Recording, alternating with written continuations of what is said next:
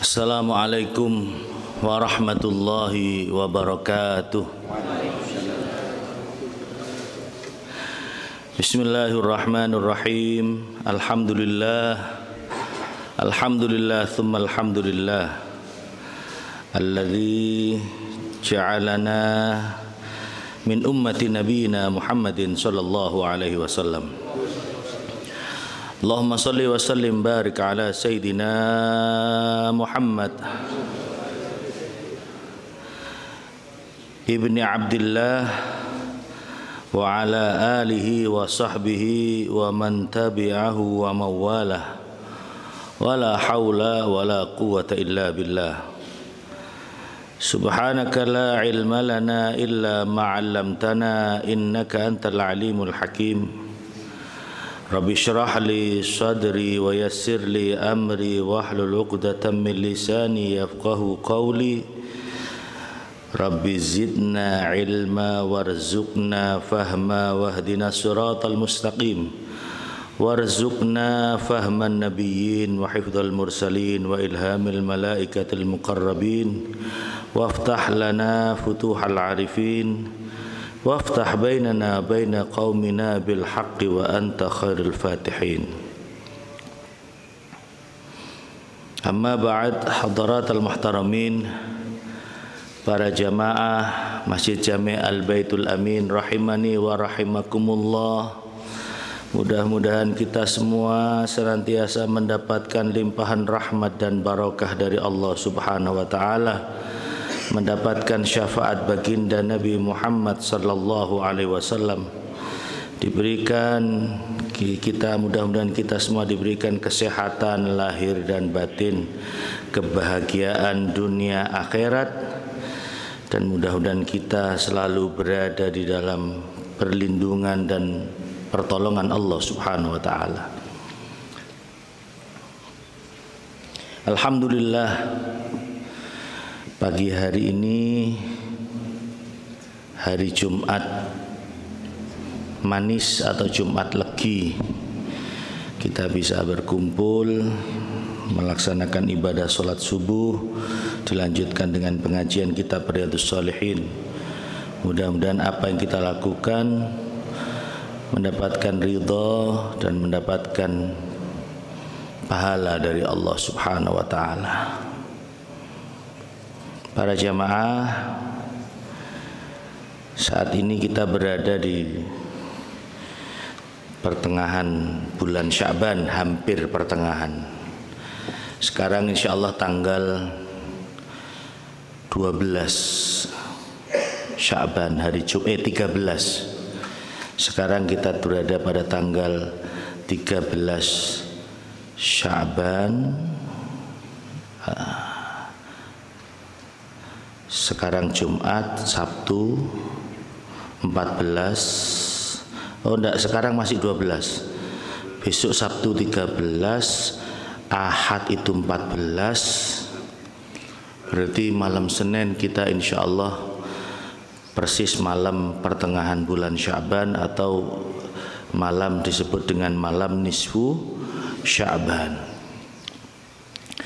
Malam pertengahan bulan Sya'ban atau malam nisfu Sya'ban.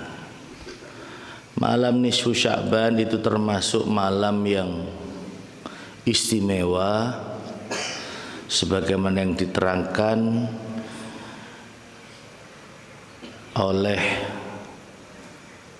Imam Abu Hamid bin Muhammad Al-Ghazali, Imam Ghazali dalam kitab Ihya Ulumuddin menerangkan ada 5 malam yang dimana doa itu akan dikabulkan oleh Allah Subhanahu wa ta'ala. Malam apa saja? Yang pertama malam Jum'ah. Jadi setiap malam Jum'ah itu ada malam yang mustajabah, karena itu jangan disia-siakan. Kita biasanya kalau malam Jum'ah biasanya ada yang membaca surat Yasin, tahlil, ada yang membaca sholawat, burdah, dan lain sebagainya, karena memang malam Jum'ah malam yang istimewa. Yang kedua, malam yang mustajabatud doa itu malam 1 Rajab. Itu kemarin sudah kita lewati ketika memasuki bulan Rajab. Yang ketiga, malam yang istimewa itu adalah malam nisfu Sya'ban, pertengahan bulan Sya'ban. Karena itu ketika malam nisfu Sya'ban kita dianjurkan untuk memperbanyak membaca doa, zikir dan doa. Kita biasanya juga membaca surat Yasin 3 kali dengan niatan yang pertama kita mohon pada Allah diparingi panjang umur, sehat wal afiat fi taatillah, sehat wal afiat di dalam ketaatan kepada Allah, diparingi umur yang barokah. Yang kedua kita mohon pada Allah agar supaya diberikan rizki yang halal, barokah, berlimpah untuk bekal ibadah. Dan yang ketiga kita mohon pada Allah diberikan kekuatan iman Islam, istiqomah fil ibadah. Dan jika memang sudah tiba waktunya, kita mohon agar supaya kita wafat dalam keadaan husnul khatimah, akhir yang baik. Itu biasanya kita lakukan pada malam nisfu Sya'ban. Di situ kita membaca doa, di mana di dalam doa itu kita mohon pada Allah, Allahumma, ya Allah, jika aku tercatat di dalam buku takdirmu syaqiyan au mahruman au matruda, jika aku tercatat di dalam buku takdirmu sebagai orang yang celaka, orang yang terhalang, orang yang tertolak, maka fathbitni indaka fi ummil kitab sa'idan marzuqan muwaffaqan lil khairat. Maka ya Allah, pada malam nisfu Sya'ban ini, di mana pada malam nisfu Sya'ban nasib perjalanan hidup manusia akan ditentukan dalam kurun waktu 1 tahun, rubahlah aku tercatat sebagai orang yang sa'id dan yang bahagia, beruntung, marzuqan yang mendapatkan rizki, muwaffaqan lil khairat dan menjadi orang-orang yang cenderung untuk melakukan kebaikan, orang-orang yang suka untuk melakukan kebaikan. Karena itu saya mengatakan bulan Sya'ban ini adalah bulan kesempatan, peluang dan kesempatan untuk merubah takdir masa depan. Bulan Sya'ban ini adalah bulan kesempatan untuk merubah takdir masa depan kita. Jika sebelumnya mungkin kita tercatat sebagai orang yang kurang beruntung, maka kita berdoa dan mohon pada Allah. Karena Allah yamhullahu ma yasha wa yuthbit wa indahu ummul kitab. Karena Allah yang bisa menghapus, Allah yang bisa menetapkan takdir manusia fi ummil kitab, di dalam buku kitab.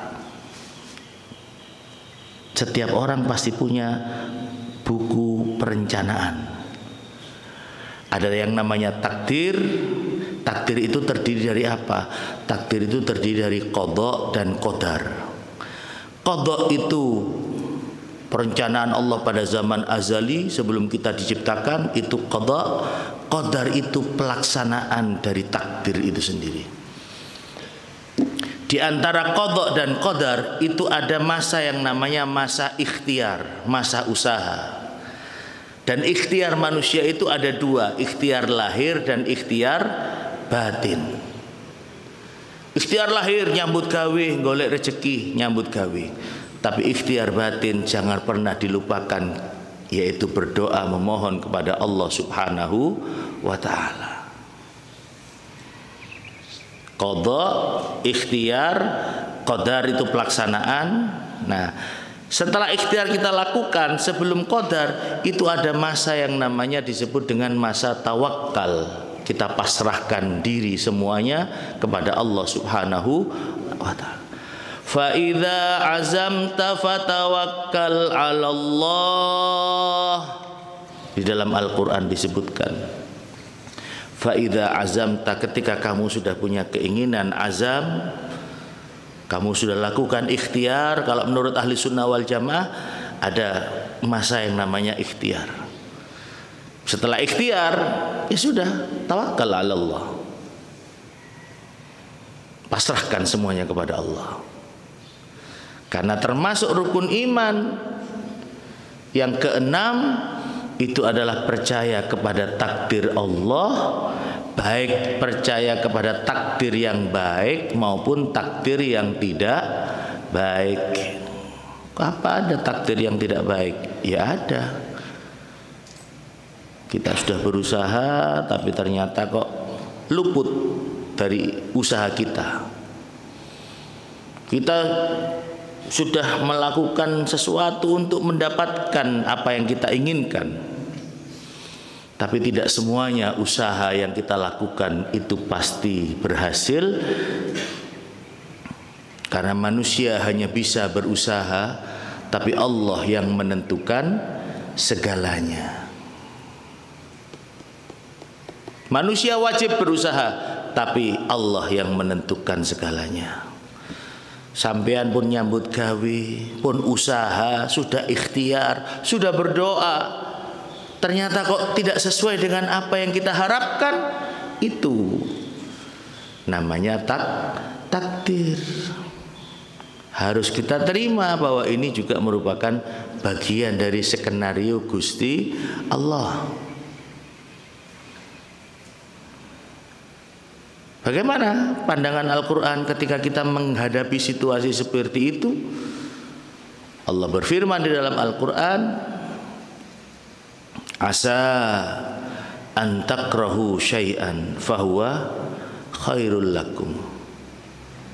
Bisa jadi kamu membenci sesuatu itu, membenci kondisi itu, membenci hasil itu. Asa an takrahu syai'an fahuwa khairul lakum, padahal sesuatu itu khairun, lebih baik bagimu. Menurut siapa? Menurut Allah. Contoh nggih, contoh kene wis seneng, wis ya sir-siran nggih, arek-arek nom-noman wis seneng sir-siran wis. Tapi ternyata gak jodoh. Ternyata gak jodoh, apakah orang tuanya tidak setuju? Ataukah ternyata ada, ya namanya tidak jodoh ya Allah. Mungkin kamu tidak suka dengan situasi dan kondisi itu, fahuwa khairul lakum, tapi Allah yang lebih tahu apa yang terbaik bagi kamu. Karena Allah yang menciptakan diri kita, tentu Allah yang faham dan tahu apa yang terbaik untuk diri kita. Asa an takrahu syai'an fahuwa khairul lakum wa asa an tuhibbu syai'an fahuwa syarrul lakum. Bisa jadi kamu menginginkan itu, kepingin jabatan itu, kepingin posisi itu, tapi Allah yang tahu fahuwa syarrul lakum, sesuatu itu tidak baik bagimu. Kalau sudah seperti itu apa? Kita kembalikan semua kepada Allah, sebagaimana pertanyaan Allah di dalam surat At-Tin, alaisallahu biahkamil hakimin. Bukankah Allah itu zat yang paling bijaksana di antara yang bijaksana? Alaisallahu biahkamil hakimin. Bukankah Allah zat yang paling maha bijaksana? Kenapa engkau meragukan kebijaksanaan Allah? Kenapa engkau masih meragukan keputusan Allah? Kenapa engkau masih mempertanyakan takdir Allah? Bukankah kamu sudah menyatakan di dalam surat At-Tin, alaisallahu biahkamil hakimin? Ini kalau di dalam pesantren biasanya ayat itu ketika selesai membaca ayat itu diteruskan dengan jawaban dari pertanyaan Allah ini. Alaisallahu biahkamil hakimin? Bala wa ana ala dzalika minasyahidin. Bala, nggih, iya. Wa ana ala dzalika minasyahidin, dan aku menjadi saksi bahwa Allah adalah zat yang paling bijaksana. Gusti Allah itu bukan hanya bijaksana tapi juga bijaksini ya. Kadang kan ada orang gitu, ya sampean mbok jangan hanya bijaksana, mbok bijaksini juga, kan begitu. Inilah para jamaah. Jadi ayo Malam Senin insya Allah kita akan melewati malam nisfu Sya'ban.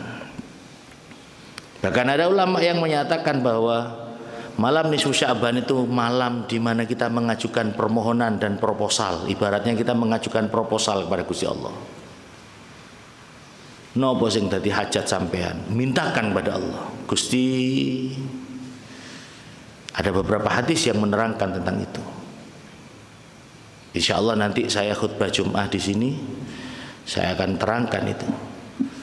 Saya diminta topik oleh takmir masjid yang kemarin menghubungi saya. Topiknya nopo Gus, apa temanya khutbah? Saiki khutbah no temane. Saya kasih tema bulan Sya'ban, bulan merancang sukses masa depan. Kesuksesan itu berawal dari sini. Dari bulan Sya'ban ketika kita mengajukan permohonan kepada Allah, proposal kepada Allah kita ajukan malam nisfu Sya'ban. Proposal itu akan diproses. Ini kalau ilustrasi saya seperti itu. Dan nanti pada waktu malam Lailatul Qadar pada bulan Ramadan, permohonan kita akan didok oleh Gusti Allah. ACC setuju. Niku keputusannya nanti waktu malam Lailatul Qadar. Bagaimana kita bisa mendapatkan dok dan ACC kalau kita malam nisfu Sya'ban tidak pernah mengajukan permohonan?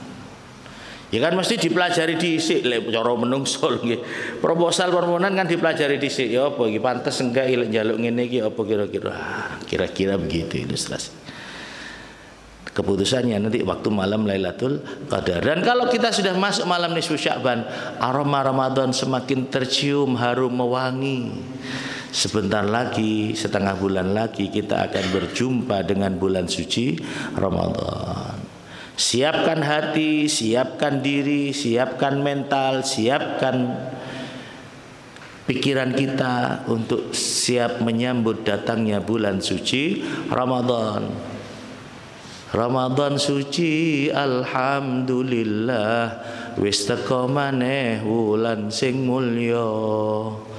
Ya Ramadan, ya Ramadan, ya Ramadan inna ilaina bil ghufran. Jita ilaina bil ghufran. Engkau datang kepadaku dengan membawa ampunan.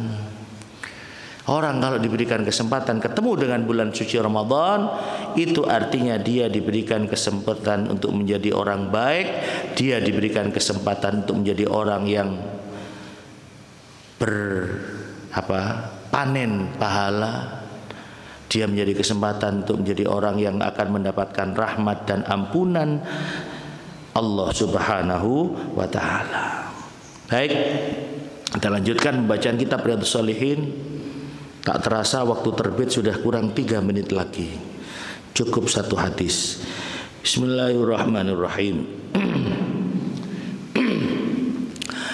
An Jundub bin Abdillah, dari sahabat Jundub bin Abdillah diceritakan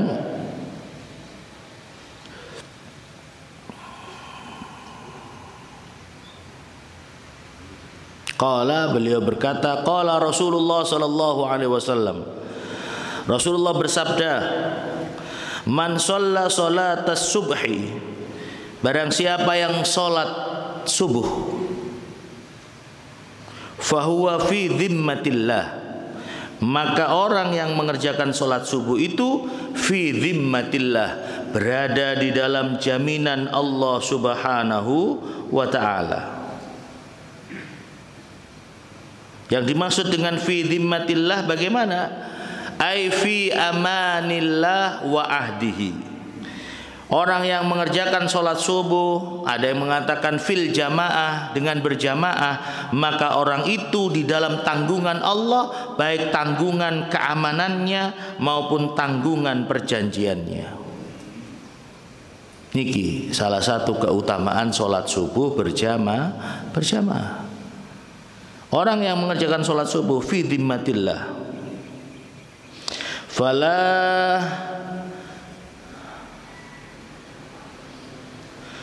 fala yatlubannakumullahu min dhimmati bisyai, maka jangan sampai Allah menuntut kalian sedikit pun karena jaminannya. Jangan sampai Allah menuntut kalian sedikit pun karena jaminannya. Fa innahu may yatlubhu min dhimmati bi syai' yudrikuhu. Fa innahu, karena sesungguhnya barang siapa yang Allah menuntutnya sedikit saja karena jaminannya, bi syai'in yudriku, thumma yakubbuhu ala wajhi fi nari jahannam. Niscaya dia akan mendapatkan, Allah akan mendapatkan orang itu dan kemudian mencampakkannya ke dalam neraka jahannam. Rawahu Muslim, hadis ini riwayat Imam Muslim. Di dalam riwayat yang lain disebutkan man shalla sholatas subhi fi jama'atin. Barang siapa orang yang mengerjakan sholat subuh fi jama'atin dengan berjamaah.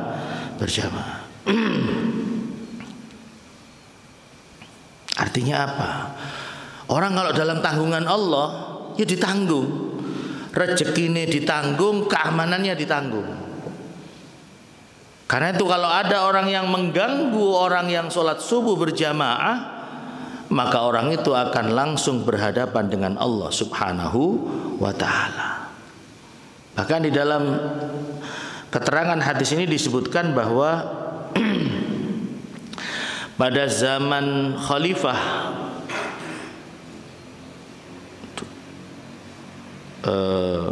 pada zaman dulu itu ada khalifah yang kejam,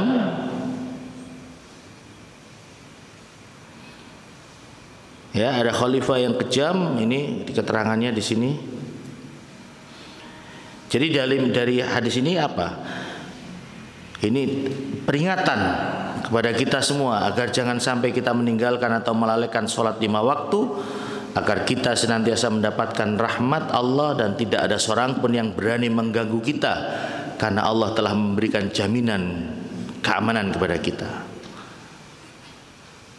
Orang yang berani mengganggu orang yang sholat subuh berjamaah berarti dia menghina pada jaminan atau zimmah Allah Subhanahu wa ta'ala.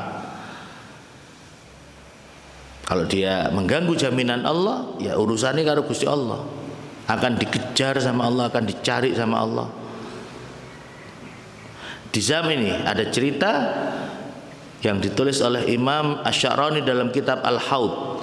Di zaman Bani Umayyah memerintah, sepeninggal Khulafaur Rasyidin, ada seorang gubernur yang diangkat oleh mereka untuk memerintah dan mengamankan daerah Kufah dan sekitarnya. Gubernur tersebut bernama Al-Hajjaj, yang terkenal kejam, zalim dan bengis. Banyak alim ulama yang ia bunuh secara teraniaya atas perintahnya. Namun demikian, manakala ada orang yang dicurigai hendak melawan atau menggulingkan kekuasaan dinasti Bani Umayyah, orang itu dipanggil untuk menghadap. Lalu kemudian Al-Hajjaj bertanya kepada orang itu, apakah anda tadi sudah sholat subuh? Jika dijawab iya, maka orang yang hendak dipenggal lehernya itu akan dilepaskan oleh Al-Hajjaj. Karena Al-Hajjaj amat takut sekali terlaknat atau mendapatkan laknat Allah, mendapatkan azab Allah, karena ia pernah membaca hadis ini. Barang siapa yang sholat subuh berjamaah, maka orang itu fi zimmatillah, berada di dalam jaminan perlindungan kekuasaan Allah Subhanahu wa ta'ala. Lek ana wong sing ganggu sholat subuh, urusane karo Gusti Allah. Karena itu berbahagialah panjenengan yang bisa hadir ke masjid ini, melangkahkan kaki dari rumah masing-masing untuk mengerjakan sholat subuh berjamaah.